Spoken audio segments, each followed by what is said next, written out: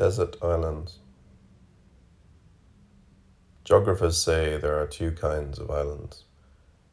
This is valuable information for the imagination because it confirms what the imagination already knew. Nor is it the only case where science makes mythology more concrete, and mythology makes science more vivid. Continental islands are accidental, derived islands. They are separated from a continent, born of disarticulation, erosion, fracture. They survive the absorption of what once contained them. Oceanic islands are originary, essential islands. Some are formed from coral reefs and display a genuine organism. Others emerge from underwater eruptions, bringing to the light of day a movement from the lowest depths. Some rise slowly, some disappear and then return, leaving us no time to annex them. These two kinds of islands, continental and originary, reveal a profound opposition between ocean and land. Continental islands serve as a reminder that the sea is on top of the earth, taking advantage of the slightest sagging in the highest structures. Oceanic islands, that the earth is still there, under the sea, gathering its strength to punch through to the surface. We can assume that these elements are in constant strife, displaying a repulsion for one another. In this we find nothing to reassure us. Also, that an island is deserted must appear philosophically normal to us. Humans cannot live, nor live in security, unless they assume that the active struggle between earth and water is over, or at least contained. People like to call these two elements mother and father, assigning them gender roles according to the whim of their fancy. They must somehow persuade themselves that a struggle of this kind does not exist, or that it has somehow ended. In one way or another, the very existence of islands is the negation of this point of view, of this effort, this conviction. That England is populated will always come as a surprise. Humans can live on an island only by forgetting what an island represents. Islands are either from before or from after humankind. But everything that geography has told us about the two kinds of islands, the imagination knew already on its own and in another way. The élan that draws humans toward islands extends the double movement that produces islands in themselves. Dreaming of islands, whether with joy or in fear, it doesn't matter, is dreaming of pulling away, of being already separate, far from any continent, of being lost and alone.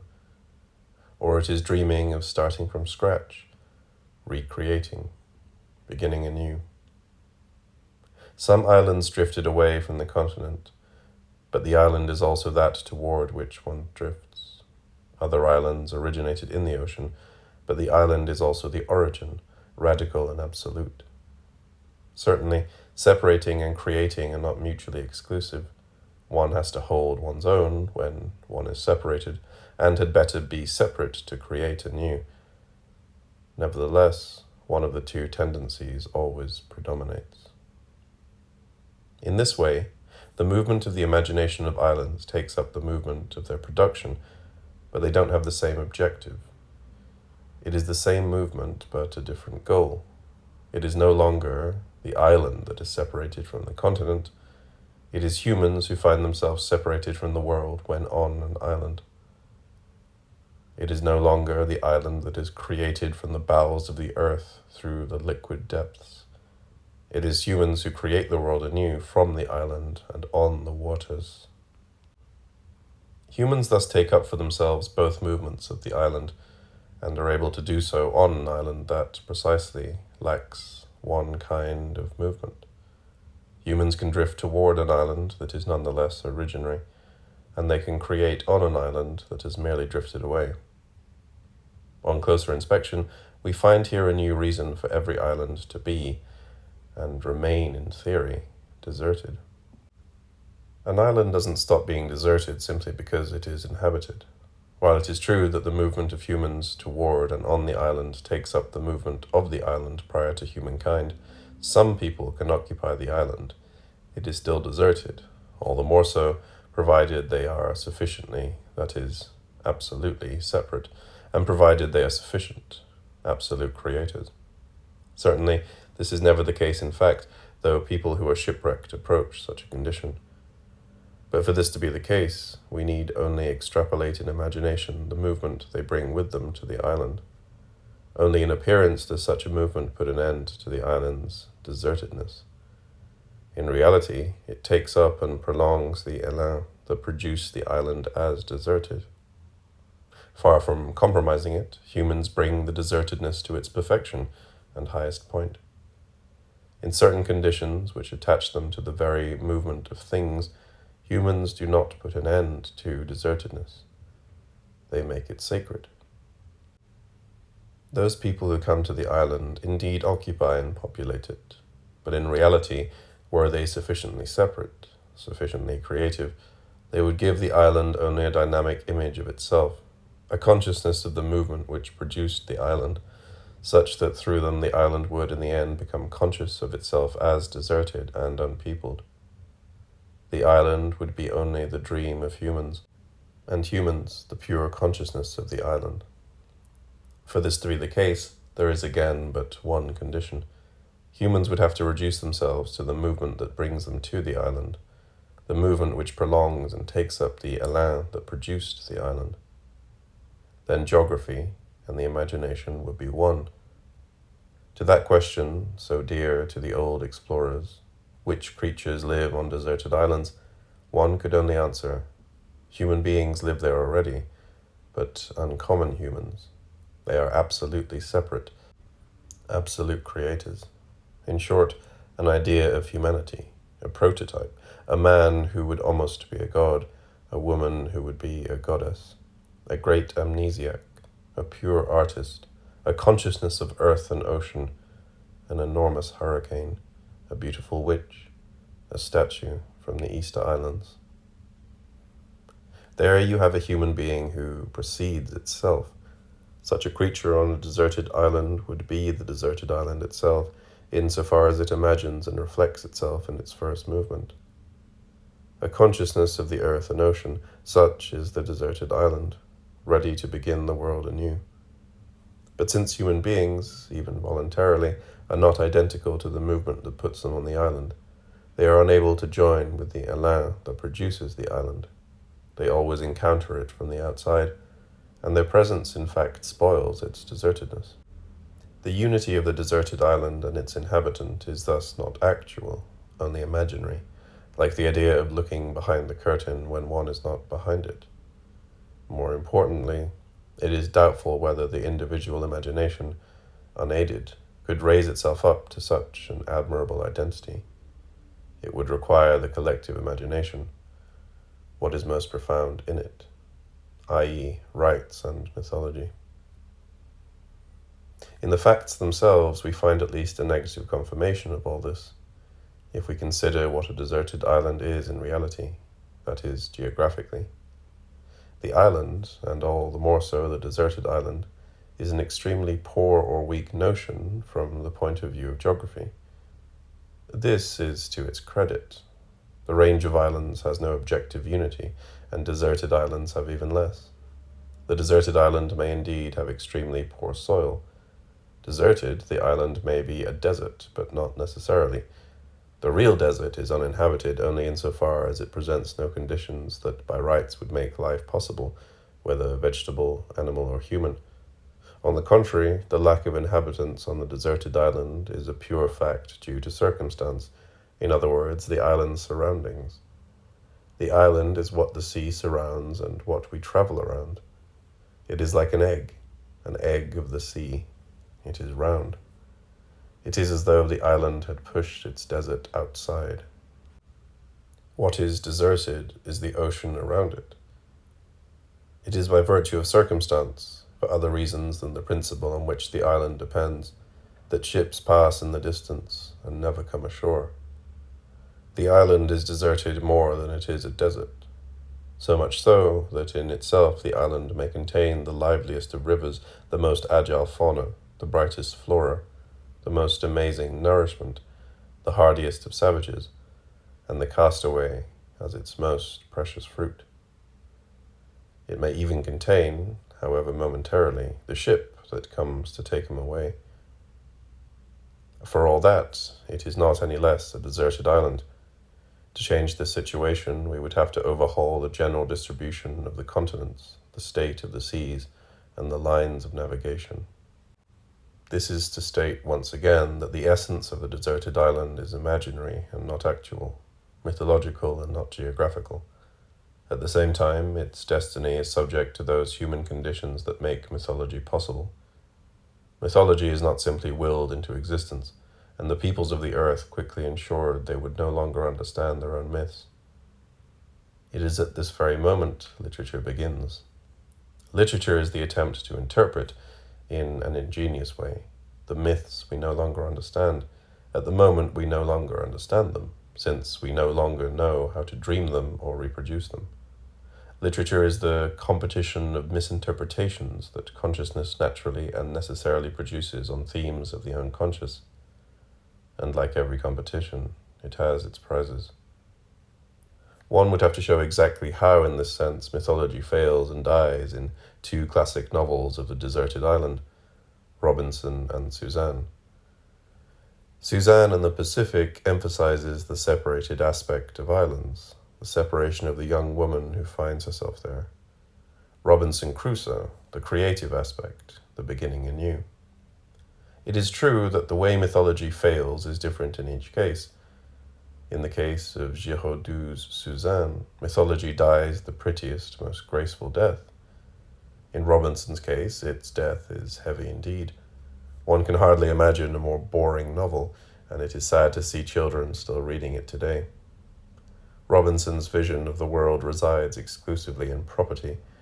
Never have we seen an owner more ready to preach. The mythical recreation of the world from the deserted island gives way to the reconstitution of everyday bourgeois life from a reserve of capital.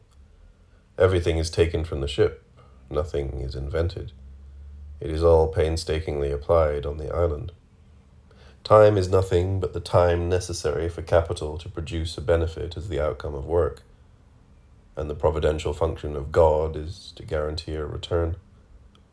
God knows his people, the hard-working honest type, by their beautiful properties, and the evildoers by their poorly maintained shabby property. Robinson's companion is not Eve, but Friday, docile towards work, happy to be a slave, and too easily disgusted by cannibalism. Any healthy reader would dream of seeing him eat Robinson. Robinson Crusoe represents the best illustration of that thesis which affirms the close ties between capitalism and Protestantism. The novel develops the failure and the death of mythology and Puritanism. Things are quite different with Suzanne. In her case, the deserted island is a depository of ready-made, luxurious objects. The island bears immediately what it has taken civilization centuries to produce, perfect, and ripen. But mythology still dies, though in Suzanne's case it dies in a particularly Parisian way. Suzanne has nothing to create anew. The deserted island provides her with a double of every object from the city, in the windows of the shops. It is a double without consistency, separated from the real, since it does not receive the solidity that objects ordinarily take on in human relations, amidst buying and selling, exchanges and presents. She is an insipid young woman. Her companions are not Adam, but young cadavers, and when she re-enters the world of living men, she will love them in a uniform way, like a priest, as though love were the minimum threshold of her perception. What must be recovered is the mythological life of the deserted island. However, in its very failure, Robinson gives us some indication. He first needed a reserve of capital. In Suzanne's case, she was first and foremost separate, and neither the one nor the other could be part of a couple. These three indications must be restored to their mythological purity. We have to get back to the movement of the imagination that makes the deserted island a model, a prototype of the collective soul. First, it is true that from the deserted island it is not creation but recreation, not the beginning but a re-beginning that takes place. The deserted island is the origin, but a second origin. From it everything begins anew. The island is the necessary minimum for this re-beginning, the material that survives the first origin, the radiating seed or egg that must be sufficient to reproduce everything.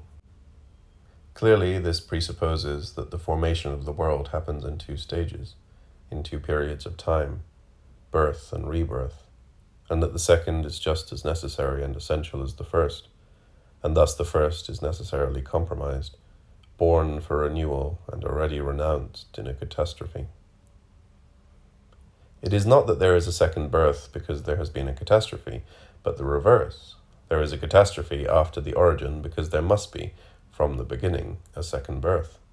Within ourselves, we can locate the source of such a theme. It is not the production of life that we look for when we judge it to be life, but its reproduction. The animal, whose mode of reproduction remains unknown to us, has not yet taken its place among living beings. It is not enough that everything begin. Everything must begin again once the cycle of possible combinations has come to completion. The second moment does not succeed the first. It is the reappearance of the first when the cycle of the other moments has been completed.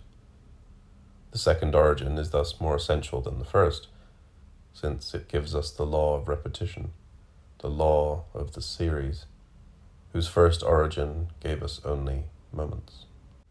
But this theme, even more than in our fantasies, finds expression in every mythology. It is well known as the myth of the flood. The ark sets down on the one place on earth that remains uncovered by water, a circular and sacred place from which the world begins anew.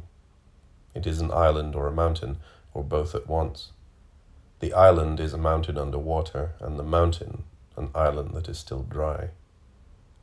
Here we see original creation caught in a recreation, which is concentrated in a holy land in the middle of the ocean. This second origin of the world is more important than the first.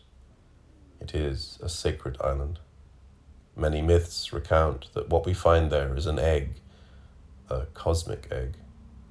Since the land is a second origin, it is entrusted to man and not to the gods. It is separate, separated by the massive expanse of the flood. Ocean and water embody a principle of segregation such that, on sacred islands, exclusively female communities can come to be, such as the island of Circe or Calypso. After all, the beginning started from God and from a couple, but not the new beginning, the beginning again, which starts from an egg. Mythological maternity is often a parthenogenesis. The idea of a second origin gives the deserted island its whole meaning, the survival of a sacred place in a world that is slow to re-begin. In the ideal of beginning anew, there is something that precedes the beginning itself, that takes it up to deepen it and delay it in the passage of time. The desert island is the material of this something immemorial, this something most profound.